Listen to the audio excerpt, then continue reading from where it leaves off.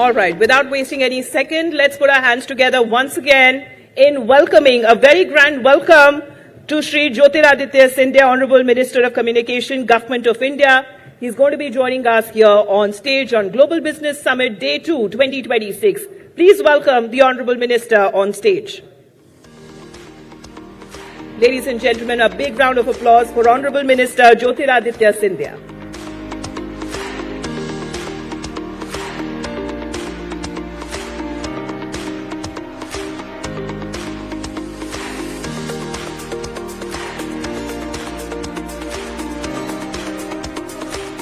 And as Sajid also joins us on stage, let me also quickly invite N. Subramanian, who is the Executive Director and Group Chief Executive Officer of the Times Group, to felicitate the Minister on stage.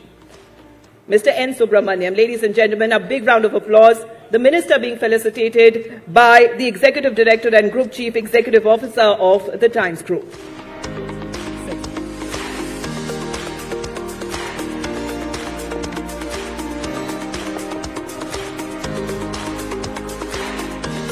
Thank you very much, Mr. Subramanian. All right, Sajid, over to you. Sajid Mangat, who is the Senior Executive Editor, ET Now and ET Now Swadesh. Over to you. Thank you, Mr. Scindia, for joining us today. Thank you for having me. We have a target to meet $5 trillion economy, and communication and posts will be central to that. How do you plan to revitalize this entire two key sectors so that we reach that 5 trillion economy? So, first of all, Sajid, thank you for having me. It's wonderful to be here at GBS again, and it's always wonderful to have an interaction and a chat. I just want to take you back in time, and 100 years ago, we had the Industrial Revolution in India, in the world, that was powered by the development of the railroad system and the highway system in the world. Now, these were visible infrastructure transformations. What India has gone through now in the last decade under the leadership of Prime Minister Narendra Modi is the laying of the digital highway in our country. Hindi mein kahavat hai ki ye ek adrishya adhosanrachna hai. It's an invisible infrastructure that has been laid. But it really is the pipe that is going to power, and it already is, the content in terms of being able to power business, commerce, and the economy of this country. 10 years ago, 11 years ago, you had close to about 60 million broadband subscribers in India. Today, we have 1 billion broadband subscribers in India. 12 years ago, your cost of 1 GB of data would be about 287 rupees. Today, it's 9 rupees. You can't count that in dollars. You just about can count that in cents. It's about 10 cents a GB. We are today 5% of the global cost of data. The average global cost of data is about $2.49, and we are at about 11 cents. So there's been a complete transformation, and that transformation has powered commerce, it has powered the economy, and I'll tell you why. Because where earlier commerce economy was driven by tier 1 cities and beyond that maybe to tier 2 cities, it is now not only being powered by tier 3 cities, but it is being powered by every single citizen across the length and breadth of our country. When my farmer in Tripura or my coffee grower in Nagaland can get onto this invisible highway and connect and be able to transact his production directly to international markets. When you look at gateways like UPI, you look at gateways like ONDC, and by the way, UPI today is doing close to about 20 billion transactions a month, 250 billion transactions a year, $4.3 trillion, 50% of the world's digital transactions today take place in India. So to answer your question, India today is already not only powering herself from an economic and a commerce point of view, but it would be in the right way of things to say that probably India is powering global transactions and global commerce. 50% digital transactions in India. The G20 ministers meeting, the digital meet on ministers, very clearly identified that when we look at SDGs, digital capability is a pillar of that. And today, across the 180, 90 countries in the world, India is leading that digital pillar in terms of digital connectivity. So we are already there, and the target for us is to be able to increase this capability. And which is why you're seeing probably the world's largest public expenditure on grassroots connectivity happening in India. So our amended BharatNet project, which is going to take our OFC fiber and broadband connectivity to every single Gram Panchayat in this country, in every village on demand, 2.56 lakh Gram Panchayats, 3.8 lakh villages, $16.9 billion project, 1,39,000 crores, completely funded by Government of India. It's the largest project of its type in the world. And what that's going to do is going to take that capability of commerce, economic livelihood, contribution to nation building, right to the doorstep of every single of 140 crore Indians across the length and breadth of our country. You know, we saw the fastest rollout of 5G in India. The way it has rolled out, now India is on 5G. From a consumer point of view, from the retail point of view, how do you see the role of 5G with respect to monetization and adoption by enterprises? Okay, so Sujit, we're already there. And I say this very often, and I say this with a little bit of 20/20 hindsight, because this is a department that I started my public service career with. In 2007, this was the department that I first became a Minister of State in. And the transformation that this has seen over time, we were behind the world on 4G. We were playing catch up.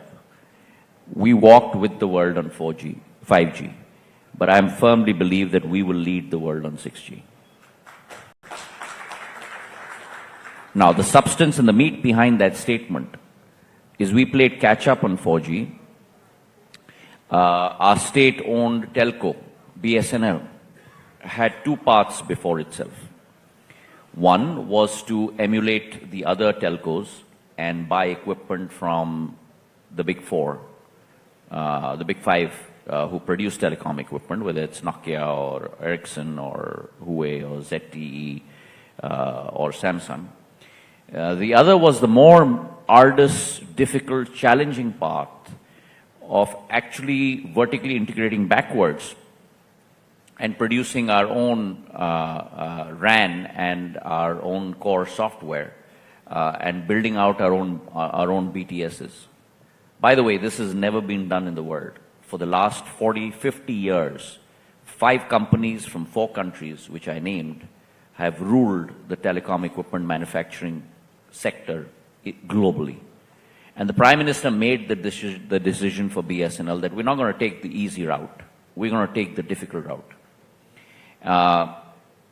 Again, surprisingly, we got a consortium together, a very unlikely consortium, CDOT, which is a government-owned company to produce the core software, Tejas, which is a private sector startup to produce the RAN, the radio access network, and TCS as the system integrator. And in 19 months, we built out our own domestic 4G stack. And September of last year, and we kept it quiet, under the radar.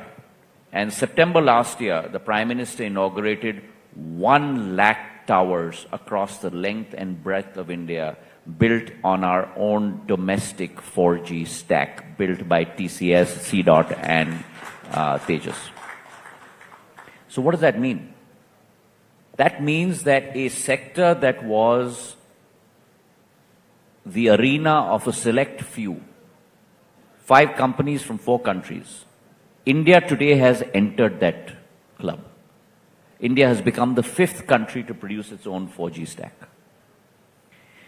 On 5G, we entered a little late, but India had the fastest rollout on 5G in the world. We rolled out close to about 500,000 towers in 22 months, and my hat's off to our domestic telcos. 4.5 lakh crore worth of capex. And today, 99.9% of the districts in India have 5G coverage. There's only one district left in India that doesn't have it because of approachability issues, but 99.9%. And today, when we have 120 crore mobile subscribers, guess how many are already on 5G? 40 crore. That's 35% of the market is already on 5G. And by 2030, this number of 40 crores is going to go to 100 crores. Right? Third, we come to 6G. India has never been at the round table. Telecom is about setting standards. Telecom is about being on the cusp of an inflection point of bringing in new technology. And India has never been represented at that table. First time in India's history that on setting of 6G standards with 3GPP, ITU, India is sitting on the table setting the standards for 6G.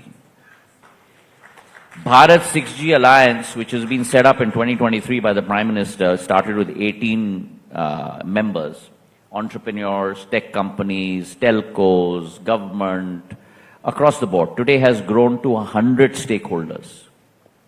And B6GA's mandate is that we need to secure 10% of the patents when 6G standards are set.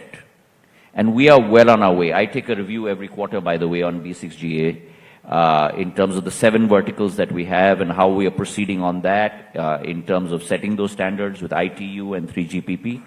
And believe you me, we will be the ones that will set the standard which will convert what is pedantically known in India as the digital divide into a digital dividend. How do you do the monetization? Because you spoke about the fact that domestic companies have invested more than 4.5 lakh crores on capex for 5G. The biggest question is about sustainability from a revenue point of view, from the profitability point of view. If you want to go to 6G, you will need another similar amount of investments going forward. So monetization is something which is now being sought after. How do you see monetization for companies?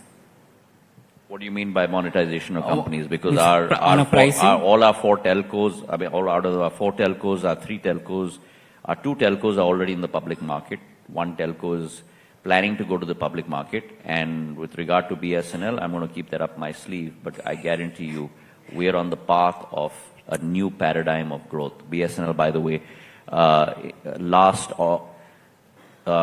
June to September quarter and October to December quarter posted its first ever quarterly profits after 18 years. 18 years. We had a revenue run rate in terms of our top line. We grew to from about 18,000, 19,000 crores to about 22,000 crores. My target this year is to grow that in double-digit figures by the end of March. Our EBITDA, which we normally call our operating profit, was 395 crores in 24-25. It grew to 5,100 crores in 23-24. In 24-25, it grew to 5,100 crores. This year, I'm hoping to grow that again by double digits. So if you're looking at, when you talk about monetization, that's really in terms of disinvestment and sale of assets. That's not my purview with regard to the 3 telcos, which are pretty much private sector. As far as BSNL is concerned, we have very healthy cash flows now, as I just mentioned, 5,400 crores last year. We are also on the path of monetization. But for me, what's extremely important is to be able to roll out in an expansive way this 4G network. And on the basis of that, once it is fine-tuned, then very quickly switch it to 5G. And for that, I have a CapEx plan in place, which will be funded partly through internal accruals, partly through disinvestment, and hopefully with some assistance from Government of India. You've been heading two transformation projects. One is BSNL, where we are seeing the results coming in. The other is India Post. It used to be a cost center, but it has huge potential with respect to logistics, because even if you check with some of the logistics companies, they calculate their reach based on the number of pin codes that India Post has. What is the kind of transformation project that you're doing for India Post? So let me talk a little bit about my, if I may call it my first love, because I believe that India Post, in terms of her reach, is unparalleled to any distribution system, public or private, not in India, but in the world. We have 165,000 POPs, points of presences. The capability of this distribution network to be from a fulfillment agency for all e-commerce applications, for all goods and services that need to be sold. In a sentence, I had coined this way back in 2007, but I wanted India Post, my Dakkhana, to be the window to the world for the common man. There should be no service or no good or no commodity that cannot be sold virtually or physically from my Dakkhana. And that's the project that we are working on right now. There's a major BPR exercise going on, a business process reengineering exercise, where actually we're shifting this ship and making it a logistics fulfillment provider. We have back-end agreements with Amazon and Shiprocket and all of these corporates. We're going into sectors that we have never gone before, such as I've spoken with AMFI in Mumbai, Association of Mutual Funds of India. We're now becoming their distributor for mutual funds. We're doing their eKYC. We're doing already stuff on Aadhaar card. We're doing stuff on POP-SK. In terms of being a passport service provider, many of you don't know, but India Post has provided 2.8 crore passports to the citizens of our country across the length and breadth of our country. So there is tremendous potential, there is tremendous amount of passion, and there's a tremendous nation-first emotion in each one of my डाकियास. अगर आप गांव में जाओगे तो मैं ग्रामीण क्षेत्र से आता हूं. अगर आप गांव में जाते हो तो गांव में दो ही लोग विश्वसनीय होते हैं. एक होता है गांव का चौकीदार, जिसे हम कोटवार कहते हैं, और दूसरा होता है गांव का डाकिया, क्योंकि गांव का डाकिया जानता है आपकी नानी, आपकी दादी कहाँ रहती है, आपके बच्चे कहाँ पढ़ रहे हैं, आपकी शादी कहाँ हुई है. डाकिया आपके घर की हर कुंडली को जानता है. And that is the emotional punji of our department, which we have to turn into a resource to be able to fulfill every single citizen's aspirations. And so for the first time in the history of our country, we've divided India Post into 6 verticals: citizen-centric services, parcels, mails, international business, PLI, post office savings banks. We are setting targets on a circle basis. Each Chief Postmaster General is setting his or her own targets as opposed to HQ setting it. We hold a monthly review against those targets. As I said, we have a huge BPR exercise going. For the first time, we sent our officers to La Poste in France, USPS, Royal Mail, Japan Post, DHL, to study their first mile, middle mile, last mile capabilities. On the basis of that, we've put together a full logistics network that we are transforming with RFID codes, automatic conveyors, completely doubling and increasing our productivity. And I can guarantee you this, that within the next 3 to 4 years, under the leadership of Prime Minister Narendra Modi, you'll see a new India Post with a new branding, a new service capability, both on mails and on parcels, and across the board on all verticals. Mr. Scindia, we are running out of time. Thank you very much for joining us today. Always a pleasure. Thank you very much. If you like this video, then like, share and subscribe to Mirror Now.